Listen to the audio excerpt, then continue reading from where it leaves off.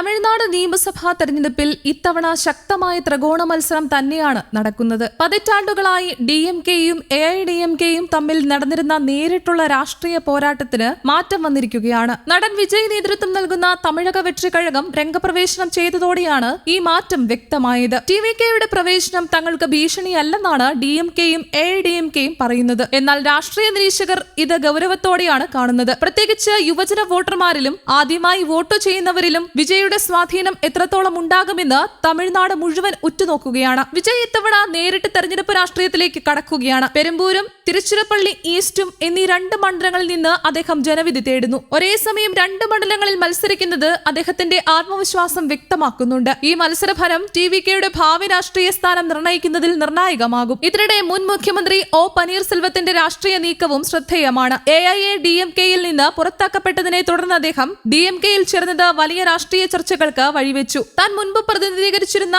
ബോഡിനായ്ക്കുന്നൂർ മണ്ഡലത്തിൽ നിന്നാണ് ഇത്തവണയും അദ്ദേഹം മത്സരിക്കുന്നത്. ഇത് വ്യക്തിപരമായ തിരിച്ചുവരവിനൊപ്പം ശക്തമായ രാഷ്ട്രീയ സന്ദേശവുമാണ്. തമിഴ്നാട് തെരഞ്ഞെടുപ്പിലെ നിർണായകമായ 5 പ്രധാന മണ്ഡലങ്ങളാണ് ഉള്ളത്. മാധവരം മണ്ഡലം. ഈ മണ്ഡലത്തിൽ നടക്കുന്നത് തുടർച്ചയും മാറ്റവും തമ്മിലുള്ള ശക്തമായ പോരാട്ടമാണ്. DMKയുടെ സുദർശനം വികസന പ്രവർത്തനങ്ങൾ ഉയർത്തിക്കാട്ടുമ്പോൾ AIADMKയുടെ മൂർത്തി ഭരണവിരുദ്ധ വികാരം പ്രയോജനപ്പെടുത്താൻ ശ്രമിക്കുന്നു. നാം തമിഴർ കക്ഷിയുടെ കൃതിക എളുമലയുടെ സാന്നിധ്യം വോട്ടുകൾ വിഭജിക്കാൻ ഇടയാക്കാം. നഗരപ്രദേശങ്ങൾ ഇവിടെ നിർണായകമാണ്. ദുരവോയിൽ മണ്ഡലം ഏറെ സങ്കീർണമായ രാഷ്ട്രീയ സമവാക്യങ്ങളാണ് കാണിക്കുന്നത്. മുൻ മന്ത്രി ബെഞ്ചമിൻ തിരിച്ചുവരവ് ലക്ഷ്യമിടുമ്പോൾ നിലവിലെ MLA ഗണപതി തന്റെ സ്ഥാനം നിലനിർത്താൻ ശ്രമിക്കുന്നു. നാം തമിഴർ കക്ഷിയുടെ രേവതി മത്സരത്തിൽ ഉണ്ടാകുന്നത് മത്സരം കടുപ്പിക്കുന്നു. ഗതാഗത കുരുക്ക്, അടിസ്ഥാന സൗകര്യങ്ങൾ തുടങ്ങിയ വിഷയങ്ങൾ പ്രധാനമാണ്. നടൻ വിജയുടെ രാഷ്ട്രീയ അരങ്ങേറ്റം നടക്കുന്നത് പെരമ്പൂർ മണ്ഡലത്തിലാണ്. DMKയുടെ RD ശേഖറും നാം തമിഴർ കക്ഷിയുടെ വെട്രിത്തനും പ്രധാന എതിരാളികളാണ്. TVKയുടെ ശക്തി തെളിയിക്കുന്ന തുടക്കവേദി എന്ന നിലയിലാണ് ഈ മണ്ഡലം കണക്കാക്കപ്പെടുന്നത്. ഇവിടെ വിജയിക്കാൻ കഴിഞ്ഞാൽ